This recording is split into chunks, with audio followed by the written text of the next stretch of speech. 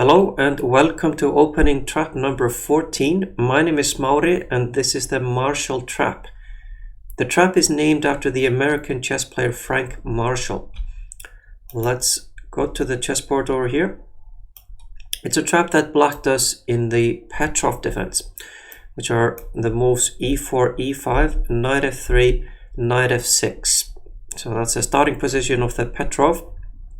And now we'll see some fairly typical moves being played. Knight takes e5, d6, knight f3, knight takes e4, d4. This is all theory, well-known theory, and still after the moves d5, bishop d3, bishop d6, castles, castles, c4. We're still firmly in theory land of the Petroff, and now the most popular move is c6. But if you're black and you want to try to spring this trap on your opponent, then you play the move bishop g4. So the computer doesn't really like this move all too much, but it's not that terrible either. And like I said, necessary if you want to do this trap. So let's see what white does now. C takes d5 is an obvious move, and it's not a bad one.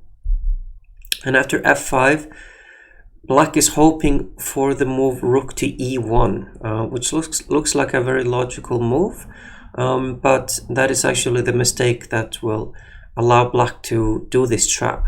So a good move according to the engines is knight c3, and white is better.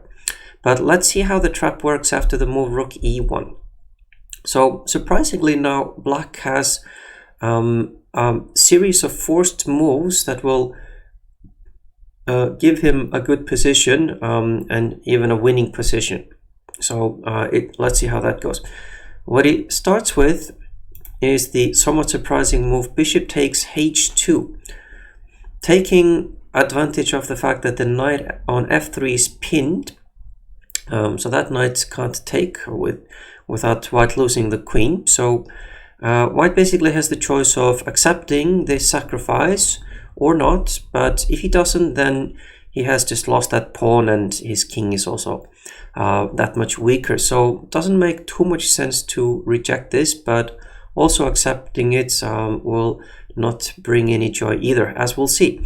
After the move king takes h2, black now plays knight takes f2, which forces white to move the queen. So black already actually has now 2 pawns for the piece that he sacrificed, assuming that he gets the pawn on d5. White has to move the queen somewhere, so queen e2, and then we take the bishop on d3. White will most likely take, and then we do now a tactic called remove the defender, and we'll also be doing a fork. So if you look at the knight on f3, it is protecting the rook on e1, and the king is very open on h2. So what we do is we take the knight on f3, and obviously white will want to recapture that. Well, he could play something else, but after the move bishop e4, queen moves basically somewhere, anywhere, we take, and black is much better in this position.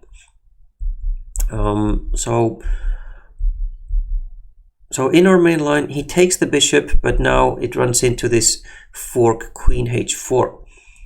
And so this was the whole point of this sacrifice. When we sacrificed the bishop on h2, it was to reach this position. So now white has to either move the king or block the check like this, and then we of course just take the rook. And after, let's say, bishop d2, we move the queen here. Black is simply winning. He is up on exchange and a pawn, and white has very weak pawns on the d file, and maybe more importantly, white has a very weak king. So this is the trap.